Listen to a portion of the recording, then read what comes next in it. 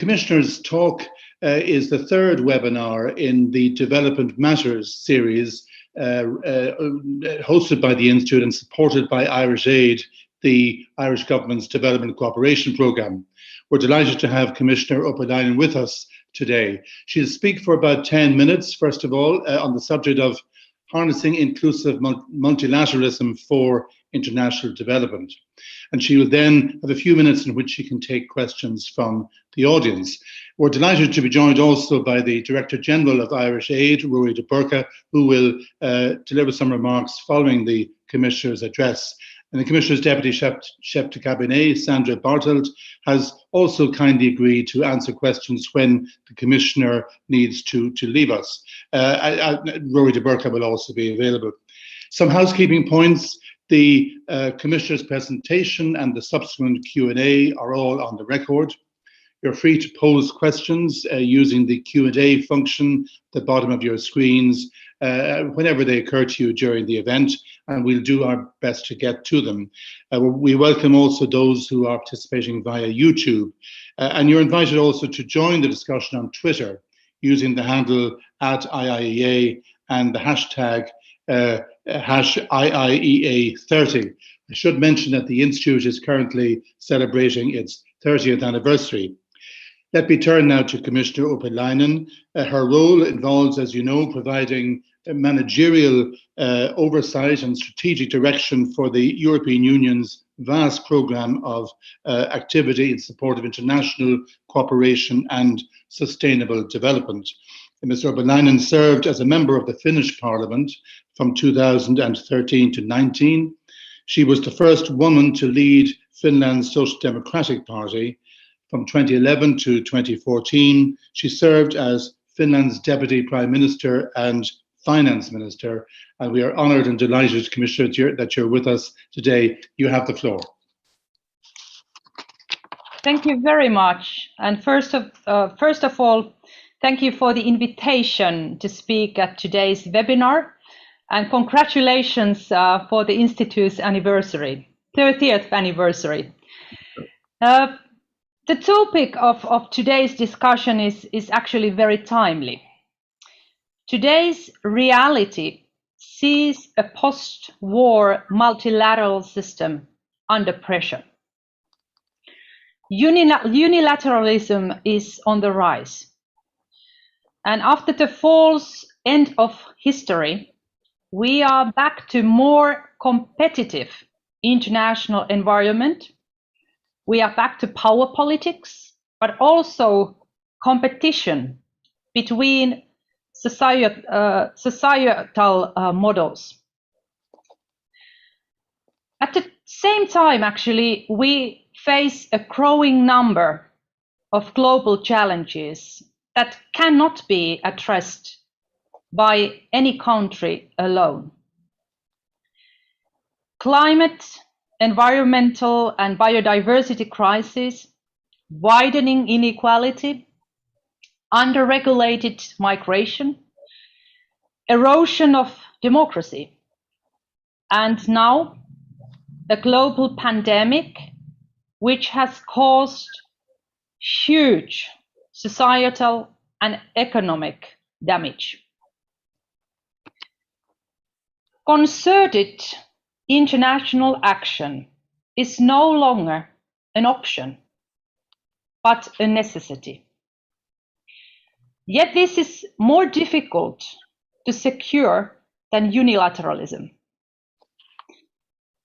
Against this background, the EU must revise multilateralism, and not only in multilateral organizations themselves.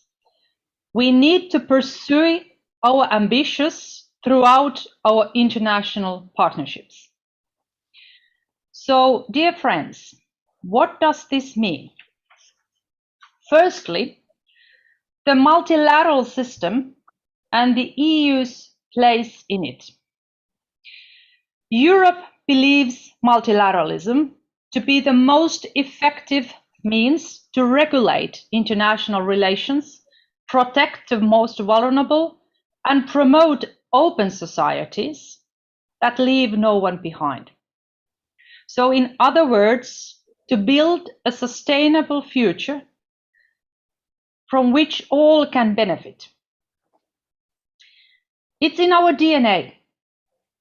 The EU and UN were set up at the same time. Our values are the same. Yet there is no place for complacency. The ultimate objective is impact. We want to work with multilateral organizations, but do so in a way that is effective and delivers results. In February, as you know, we published a joint communication on strengthening the EU's contribution to rules-based multilateralism. And this communication really sets out our vision for re-energizing and reforming multilateralism. The multilateral system needs to be more fit for purpose. This means making international organizations more accountable, more transparent, and more results-oriented. It also means developing governance in emerging areas not yet subject to global governance, particularly those where national boundaries mean nothing. For instance, how do we secure the right balance of rights and responsibilities for major multinationals, including major technology companies? It also means building inclusive multilateralism to ensure the full range of partners, private, public, regions, governments, civil society, participate in multilateral decision-making. Partnership is one of the 5 pillars of the 2030 agenda. It is an enabler for the other P's, which are people, planet, prosperity, and peace. So the EU will work in an open and accessible way with partners while being more strategic and targeted at the same time. This also includes partnerships with like-minded partners and regional organizations, as well as civil society. We will work with them at the multilateral level to advance our strategic priorities, which are Green Deal, digitalization, sustainable growth and jobs, migration, and peace, security, and human development.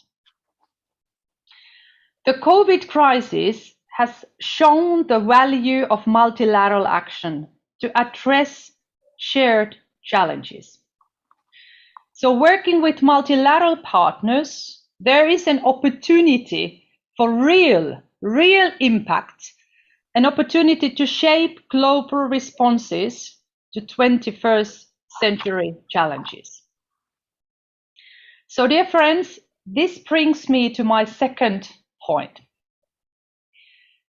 Being more strategic and targeted also implies speaking and delivering as a strong and visible European Union in a well-coordinated approach with its member states. Europe faces mounting competition from an increasing number of emerging or re-emerging powers.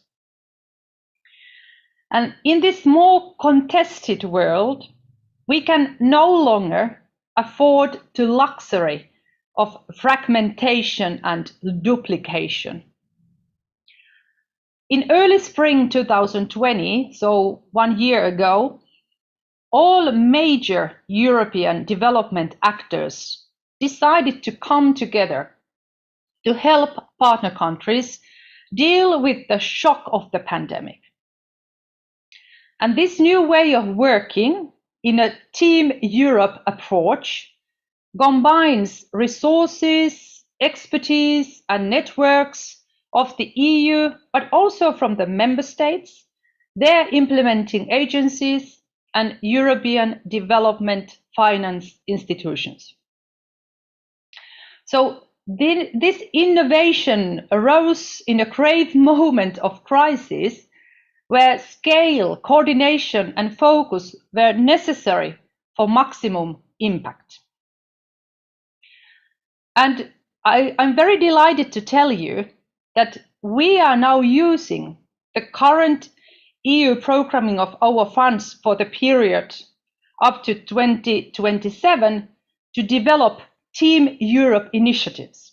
So we also are doing this programming exercise in a Team Europe way.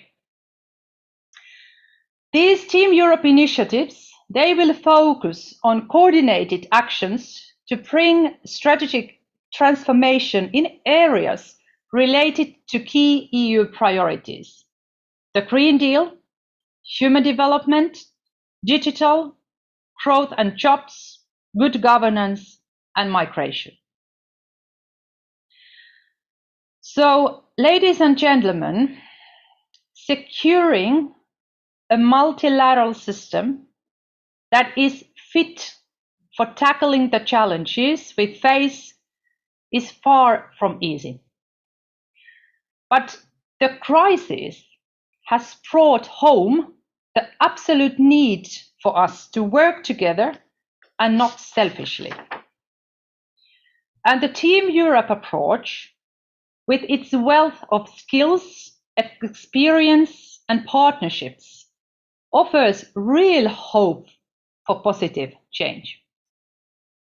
So let me end by telling you that the EU will be counting on you to facilitate our action at the multilateral level and to help us spearhead a true global sustainable and inclusive recovery that leaves no one behind. Together, let's deliver as one Team Europe. So, greetings from Brussels and looking forward to our conversation.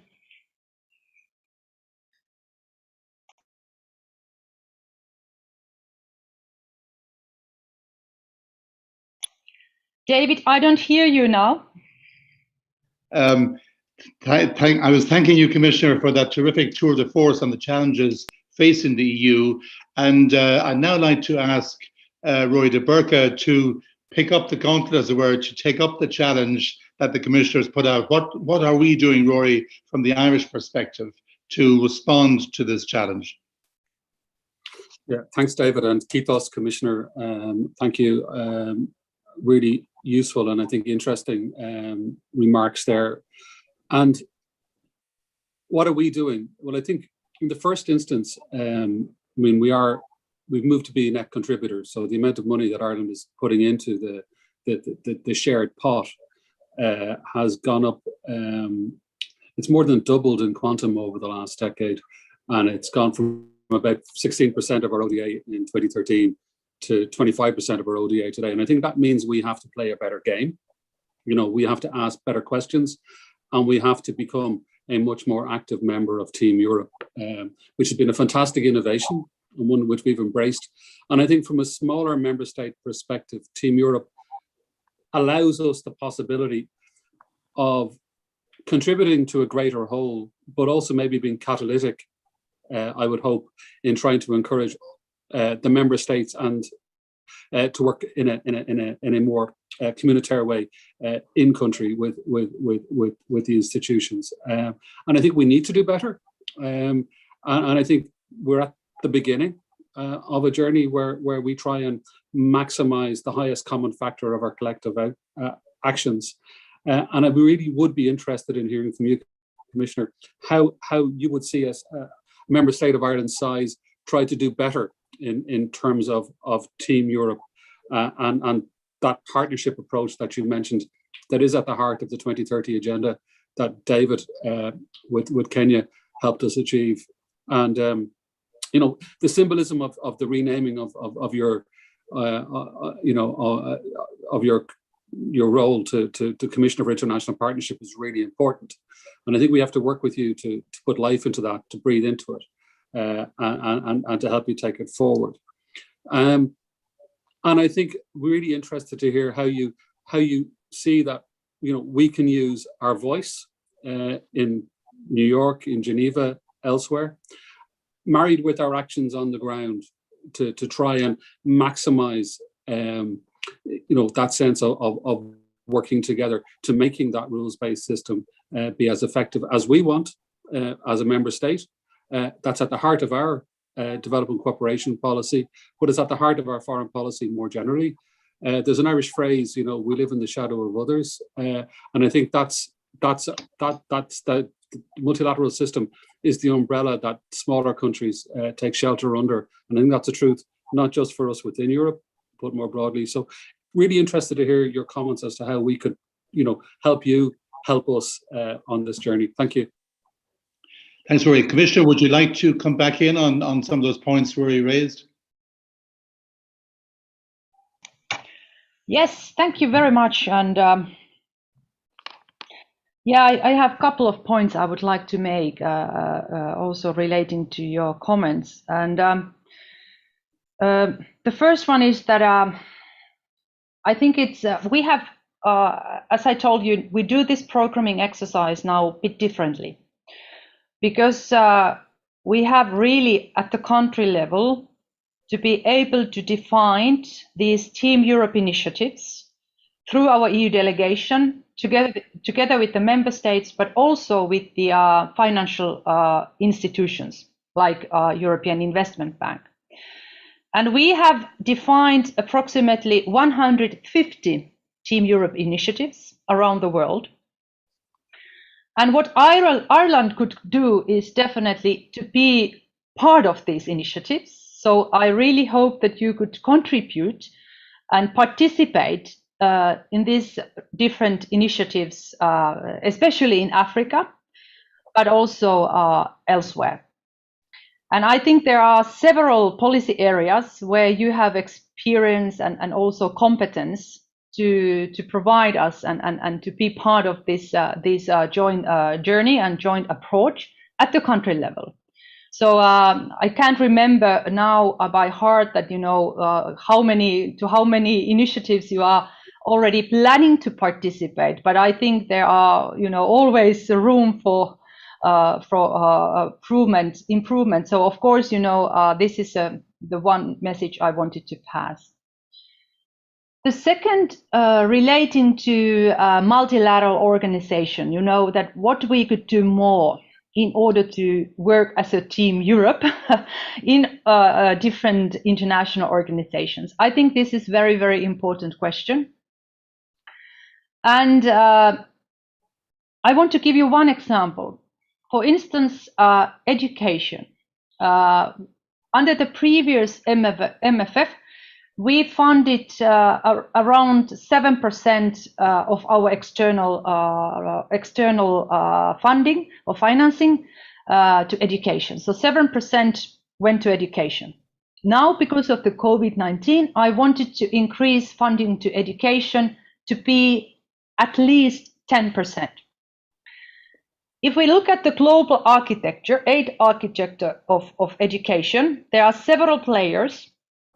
We know that the many European Union member states are also, you know, providing financial support and aid to those organizations, like also to partner countries, so that actually 50% of ODA to education comes from the European Union member states or the Commission. So we are the biggest donor. But how well are we coordinated? Do we really, you know, have this kind of a strategic vision that how are we able to provide access to quality education to the children and adolescents of the world in Africa or elsewhere. No, we don't have that. And that's why we need more coordination. And I think the coordination is needed also in order to strengthen the visibility of the EU action, because it's like you said, that really, even though we are the biggest donor in many policy areas, people don't know about it. And also from that perspective, I think in order to achieve results, but also to strengthen the visibility, we need to be well coordinated. And that's what I try to do now, of course, at the UN level, so in the UN family, but also I would say that the role of the IFIs is very, very crucial. So how do we work within the World Bank as a team? How do we work within the IMF as a team? So I would say that this need for improvement in the name of coordination is not only in the UN family, it's more broadly everywhere where we really are, participating in the international organization. So, but this is the priority, and step by step we try to also make progress. Bishop, thank you very much. I'd like to bring in a couple of questions now from the audience. So if I may begin with one of my own, I'm delighted that you are putting delivery of the SDGs at the center of your efforts, and I wish you every success in that regard, especially as we move further into the decade of action. But in the joint communication in February, you recognized that COVID-19 is having a negative or regressive effect on delivering the SDGs. What do you think the EU can do to try to ensure that we build back better on the basis of the SDGs, that we use the SDGs as a positive agenda to get beyond the COVID, or to respond to the COVID-19 challenges?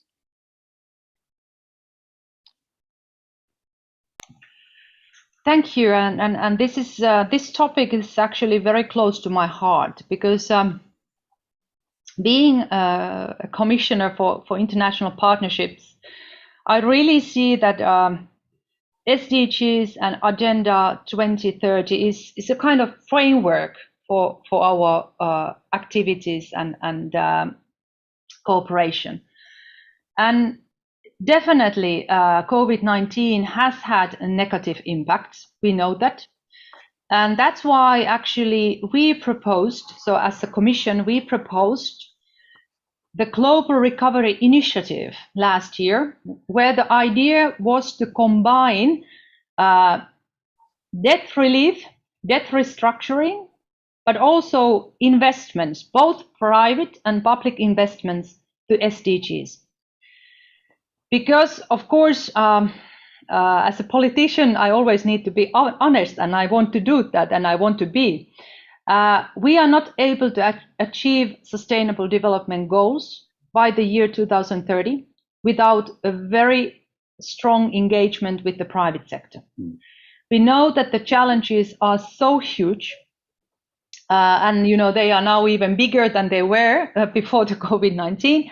So the only way to really achieve those goals is, firstly, we need a very strong commitment from the governments to increase their public finances to our partner countries, and also their commitment to support debt restructuring especially in Africa, because their fiscal space is so limited that they are really not able to operate without debt restructuring. And the second commitment we need is from the private sector, so that really they are part of this approach. And that's why what the European Union can do is really to push forward this Global Recovery Initiative we launched last year, so that the whole international community buys in a way, and also commits to this initiative. Thank you, Commissioner. A question from Pádraig Carmody, who is with Trinity College in Dublin. Pádraig refers, I think, to to other countries outside the EU. It asks whether the commitment that we do see within the EU to inclusive multilateralism, whether other countries outside the EU are similarly motivated. Is it your sense that the EU is acting to some extent on its own in trying to rebuild multilateralism? That's a very good question. And I think, of course, during the past year, we have been really in the middle of pandemic and crisis. And you know, the focus has been, you know, on the exit strategy, how to get out of the crisis. Now we can see that more and more in Europe, but also in the US and elsewhere, the focus is on recovery. But we have to remember that still, you know, in the great majority of the countries of the world, the focus is on the exit strategy. So they are still really struggling with the crisis, and that's why we, of course, need to help them, for instance, with vaccines and so forth. But my impression is that whenever we are at the stage of recovery, and really we can also think of the lessons learned in a way that, you know, what we learned from the crisis, we are able to discuss a bit more deeply or more in a detail on multilateralism. That, you know, what do we and how do we want to revise the multilateral cooperation and the multilateral system. And we wanted to put to the table this idea of inclusive multilateralism. Because we see that it's not enough anymore to operate only with, you know, intergovernmentally, that, you know, the governments are negotiating and then we make agreements and then we either implement those agreements or not. But we also need to, because these, you know, the challenges we are facing, for instance, the climate change, it's not enough, you know, to operate through the governments. We need them, of course, but we also need to engage with the private sector, as I explained in my previous answers, but also with the civil society. So the idea of this inclusive multilateralism is also to build up a different networks, like we actually did in the COVID-19 crisis. Because first we operated, you know, mainly between the governments, but then we started to operate also with Gavi and WHO and, you know, with other stakeholders of the international community. So this is the idea of the inclusive multilateralism. And personally, I'm very optimistic that we are able to get support also outside the EU, and especially now looking at the US and the new administration in the US. I really hope that this could be one of the topics to cooperate and work together with them. Great. Thank you, Commissioner. There are many questions. I know your time is limited, but let me try and get to some of them. Donald Cronin, who is with Irish Aid, asked, to what extent are the SDGs being followed through by the other European commissioners, by your colleagues in the college, and what are the challenges of ensuring coherence across the EU's action in support of the SDGs?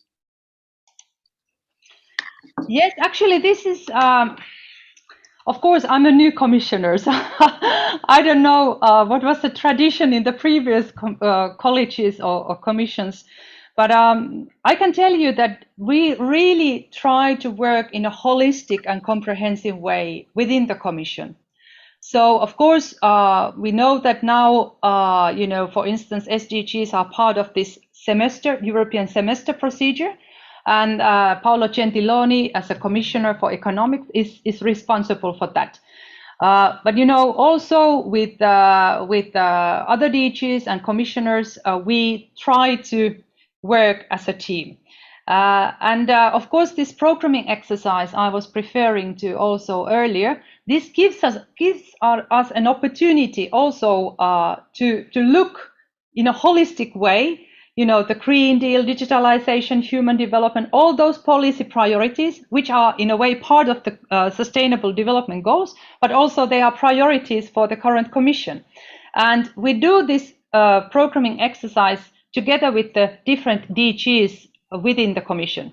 So even though I'm the the commissioner who is responsible for NDG Global Europe, this new financial instrument for my portfolio countries, we do this programming exercise together with my colleagues and other DGs also within the Commission. And that's also the way to taking into account, of course, their expertise and really have this kind of a holistic and comprehensive approach also relating to SDGs. But David, thanks for this opportunity. It was great to be for a while in Ireland and have a very nice spring and summer actually, and looking forward to outcome of this great conversation. And my dear Deputy Head of Cabinet, Sandra, is then replacing me. Thank you very much, Commissioner. We really valued you giving us your time this morning. It's terrific to meet you this way. We hope you can come physically to Ireland at some stage. And in the meantime, we wish you every success. And I know that Irish Aid will be working very, very closely with you and your team. Thank you very much indeed. Thank you. Thank you, Commissioner.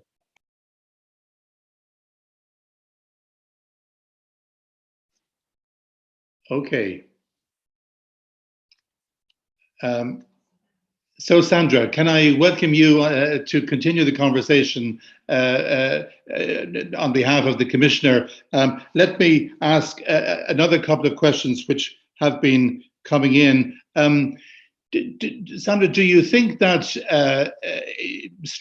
stronger cooperation on global health will be part of, will be achievable over the coming period in response to the pandemic? Is it something where you think Team Europe will be able to make a contribution? Yes, thank you very much, and also good afternoon from my side to Ireland. So definitely global health will be a policy area in which we will see more multilateral cooperation and also more Team Europe approaches. So we have already seen how it has started. It has started with the COVAX initiative that Commissioner Urpilainen also mentioned. And now we are also working very closely together with member states to see also how we can roll out and distribute vaccines to our partner countries. And this can be done preferably through COVAX or other bilateral sharing mechanisms. So there are a lot of practical examples here. So COVAX is maybe the most known, but then we are also now looking very much to Africa and the African Center for Disease and Control. That is also a bit under the auspices of the African Union and or the Pasteur Institute in Senegal, where it is multilateralism, but with regional partners or regional organizations. And we are also trying to do this, of course, with our member states in a Team Europe approach where it is always possible.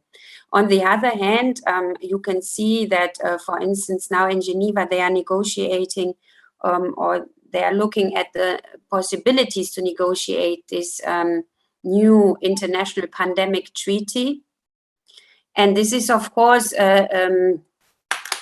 another dimension in a way, because this then really goes into an international agreement, legally binding. And here I think the cautiousness is maybe a bit bigger than when it comes to just coordinated cooperation that can deliver concrete results in terms of policy, financing, and cooperation activities. So we need to see, but here, of course, also, if it was to come, the international pandemic treaty, this would also be something where the Commission would be mandated by the member states to negotiate and to be representing the Union and to coordinate with the member states in this, of course.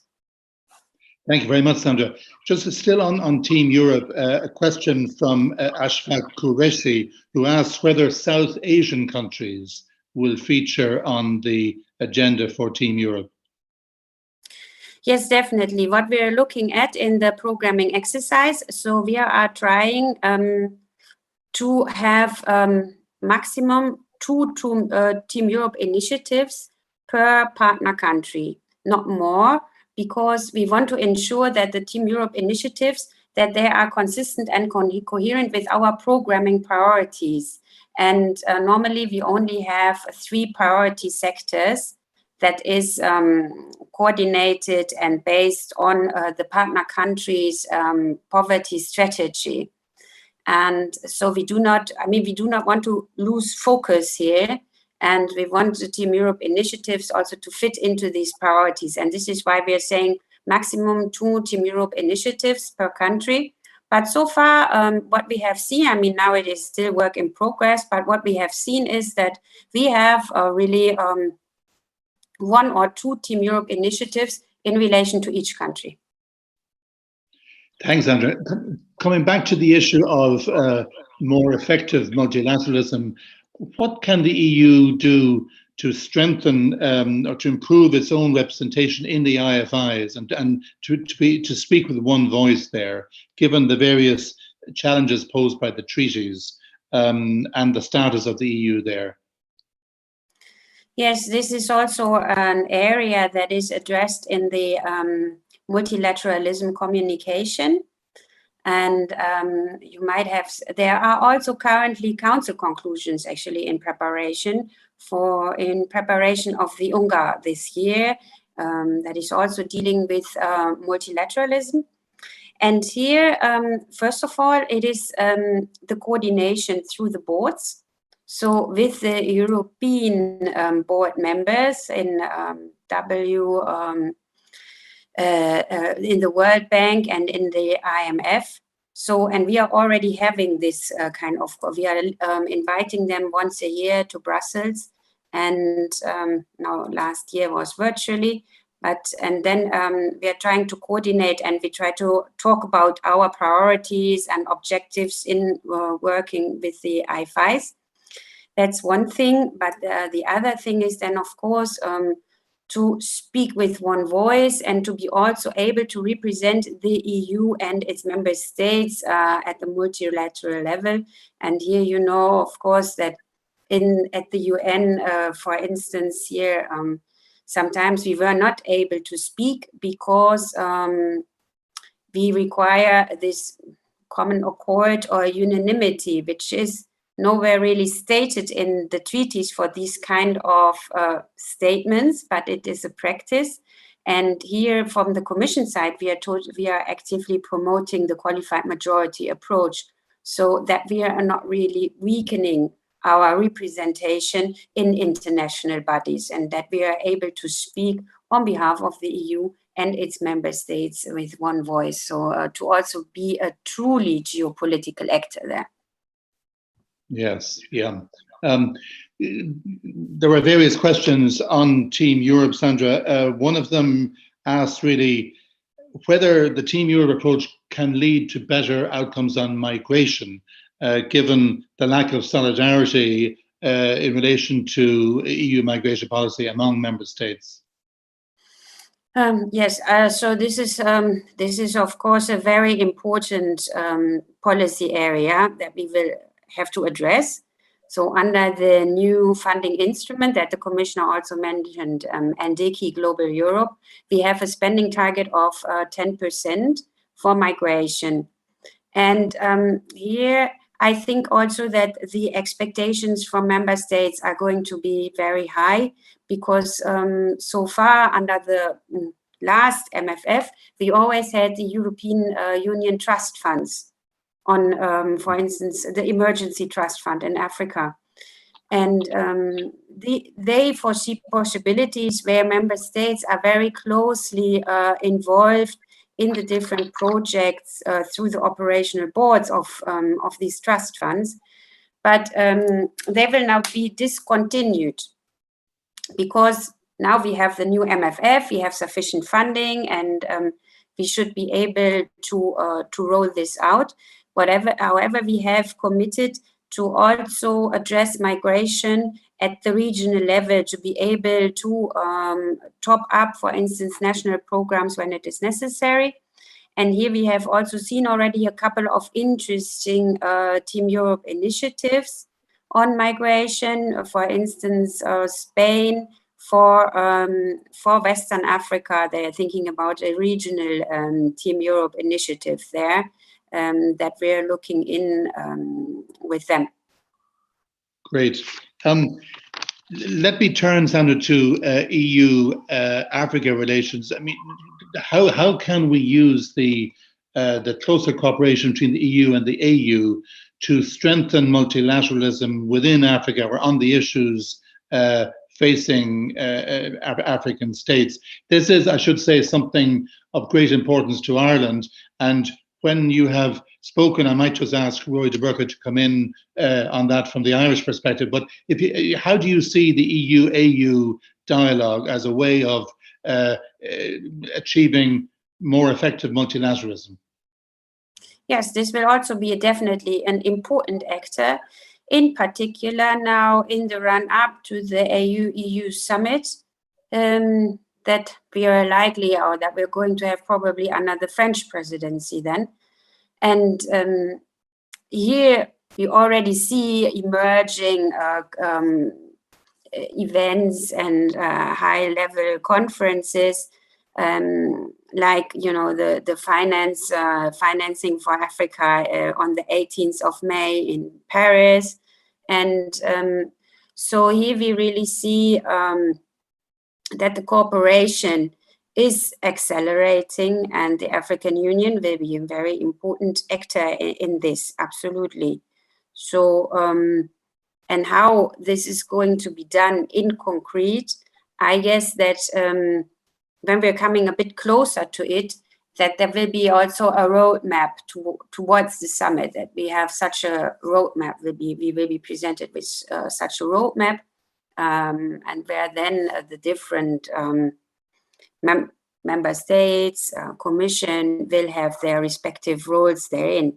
But if I may also mention that also my commissioner, she has been the chief negotiator for the commission for the new post-Cotonou agreement with the Organization of the African, Caribbean and Pacific States.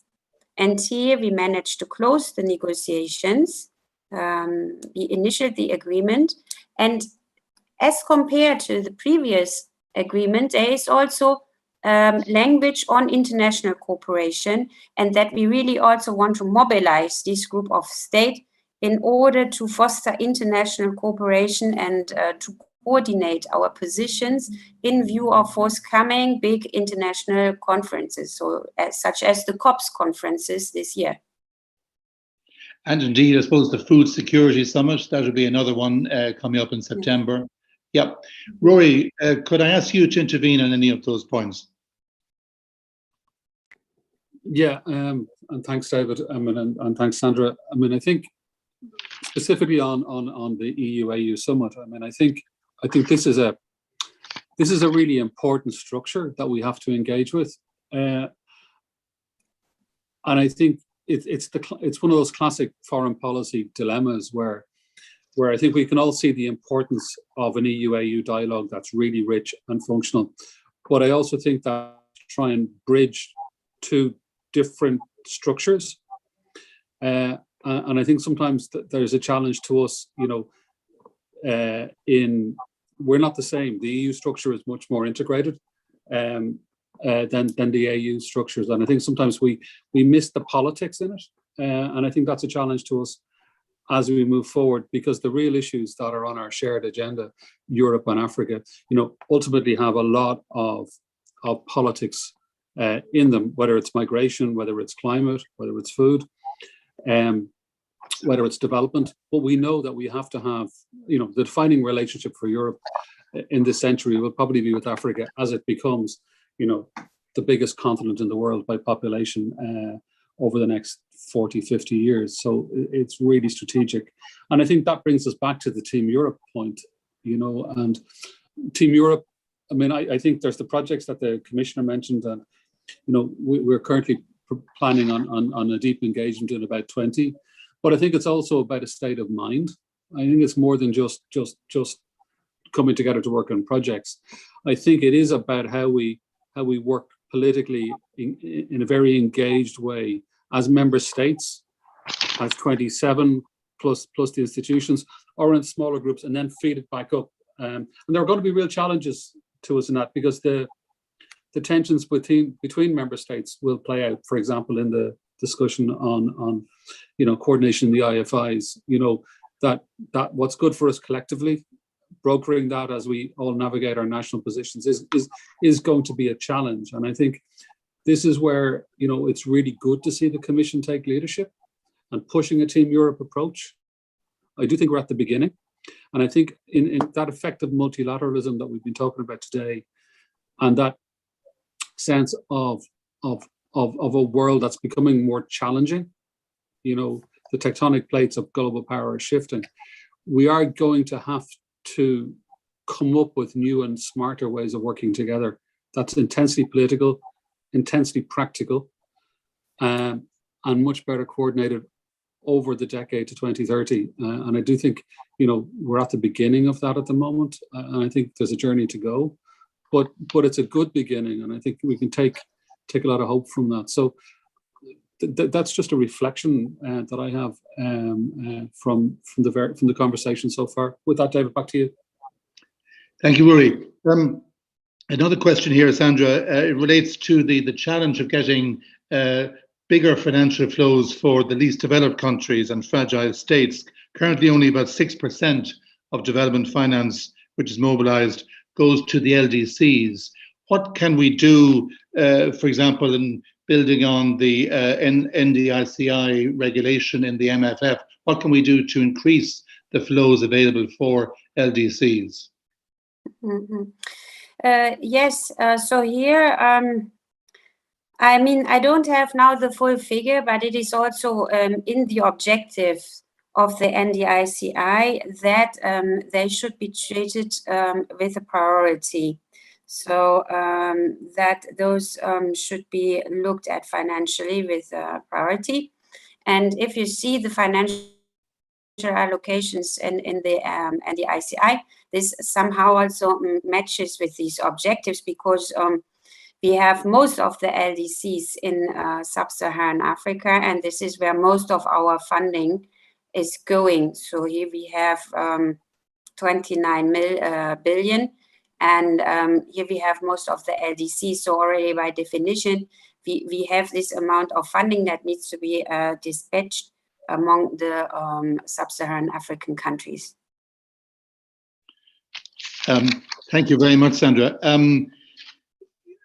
Coming back just to the general issue of inclusive multilateralism, clearly there are forces within the EU who, or which sort of act in a different direction. There is nationalism, there is populism in some member states. How confident are you that we can keep a consensus going within the EU in favor of multilateral approaches? How can we keep the entire number of member states on our side in relation to that? Well, I think that for the European Union, as also being an international organization, and so by definition being in a way part of the multilateral system, as the Commissioner said, it's part of our DNA. It's part, the values on which the Union is founded are the same values than the values of the United Nations, for instance. So, and this is something very important, to have better participatory approaches and the rule of law, democracy, human rights as the underlying principles of this reinvigorated multilateral system. Because I think what we have seen in the past is also that big players are using the multilateral system in a way, pretending they are being multilateralist, but pushing their own national interests. And we want to move away from that and reinvigorate it also on the basis of the values that we are sharing. So this is a very important point for us. And I think here a key point will also be how to work together with like-minded partners. And as the commissioner said, now we are also having high hopes on the US and coming back and being willing to engage into the multilateral system again. We will have the EU-US summit on the 15th of June. And I think also there that democracy and multilateralism, what we can do together, will be high on the agenda. Yeah, I think that the return of a US administration which is committed to multilateralism is obviously very encouraging. Dare I say it, a good friend of ours, Samantha Power, is now the head of USAID, so we attach particular hopes to Samantha's arrival. You mentioned the UN, Sandra. You're absolutely right. The EU and the UN are grounded in similar values. Are there sort of synergies that can be pursued between the EU and the UN at country level? For example, in relation to delivering the SDGs, are there ways in which the EU and the UN can work more closely together at the country level? Yes, this is actually what we are also trying to do now with this programming period, because now for a couple of years, the UN, they have undertaken this very comprehensive UN development system reform. And an important point of this reform is the UN resident coordinators that are in country. And so for us, it's also important to work together with them in country in order to really be aligned on the achievement of the SDGs. And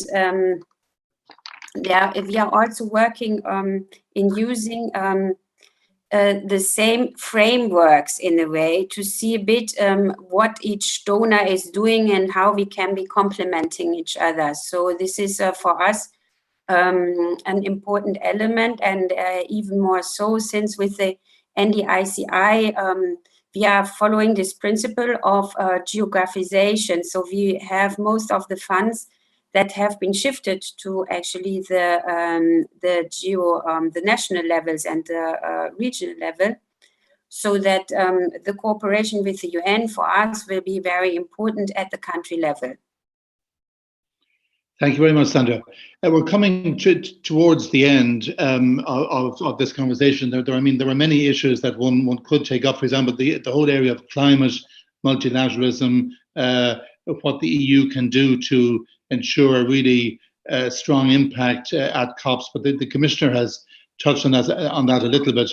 The role of the private sector, the Commissioner didn't really have much time to go into that. I mean, if one is talking about inclusive multilateralism, the private sector's contribution, for example, to achievement of the SDGs is clearly vital. Are there particular initiatives which the EU can take or is already taking to mobilize the international private sector in support of international development? Well, so for us, the private sector is in the first place, now I'm distinguishing between private sector and civil society organizations. Yes, of course. I mean, just private business, private sector. So, yes.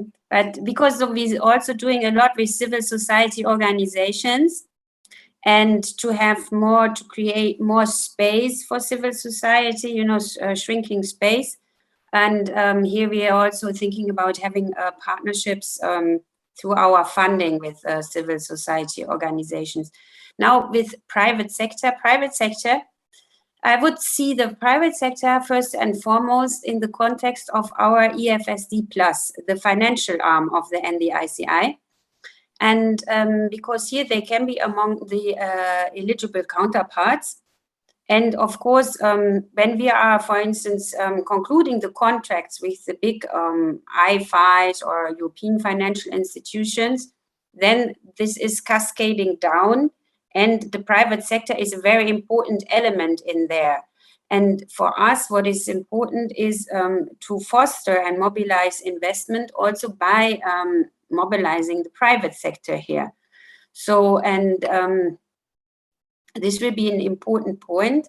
I don't know whether you have heard the announcement of our president at the Global Health Summit that we are looking now also into this Team Europe initiative concerning manufacturing in Africa. This would, of course, also be an example where we will need the private sector and where we'll also need to create the investment climate for the private sector to invest, like pharma industry. And here it will be important also, you know, to think about the transfer of technology and know-how, training, technical assistance measures, and all these kind of things to really make a careful analysis on how we can best roll that out. So this would be definitely now also in view of the global health crisis, and what we were saying, that this is also a core area of engagement multilaterally, that this would be, of course, a flagship initiative for as a Team Europe initiative. No, that sounds very interesting, a very worthwhile direction to go in. Sandra, thank you very much for being so generous, both in your time and in the replies you've given to the very diverse questions. We were really, really grateful. I found it fascinating. I'd now like to ask Rory de Burca to say some final words, really reflecting on both what the Commissioner told us and the Q&A session. Rory, over to you. Thanks, David. Thanks, Sandra. I mean, there's not much to say, I think, because it's been said. Look, I think this is a really important discussion, and it's really important to have both Sandra and the Commissioner here, partly because, you know, as I said earlier on, the Commission, you know, spends more of Ireland's ODA than any other actor in the world. But I think much more importantly than that, because the EU, acting as the EU and the EU plus the 27, is the biggest development actor in the world. And as the Commissioner said, you know, if we can coordinate effectively, we can be really, really effective. And that is a challenge to us, I think, in a more complicated world. And the theme of today's discussion is around effective multilateralism. How can we make multilateralism more effective? And when we heard Sandra and the Commissioner talk about the EU itself as a multilateral organization, and that's true. And I think there is, you know, if you look at all of the positions that member states occupy in multilateral organizations, I think it's clear we can do better collectively than we are doing.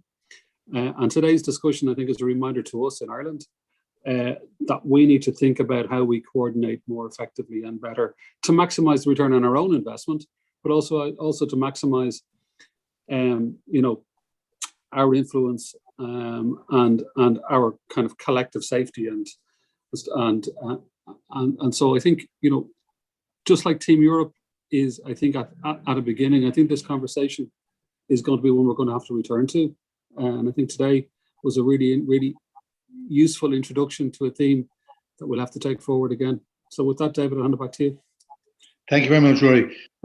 One final comment from my own side is that I think in your earlier remarks, Rory, you referred to the interesting change of title for the Commissioner, and I agree. I think it is quite significant that development is now presented explicitly in terms of partnership.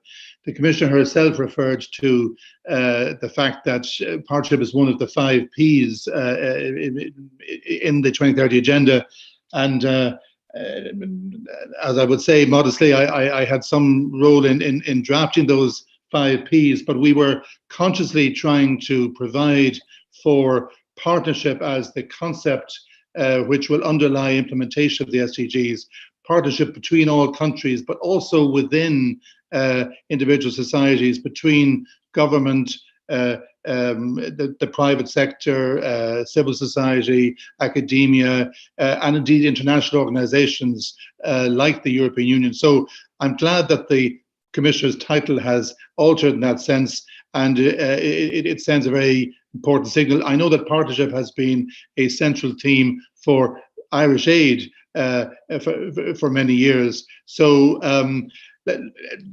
let's just say that the Commissioner's talk, I think, has brought all of these themes into focus for us, and it was very, very helpful and interesting to hear that presentation. And Sandra, renewed thanks to you for very ably answering a whole range of questions for which you wouldn't have had any advance warning. Thanks a lot. We really benefited.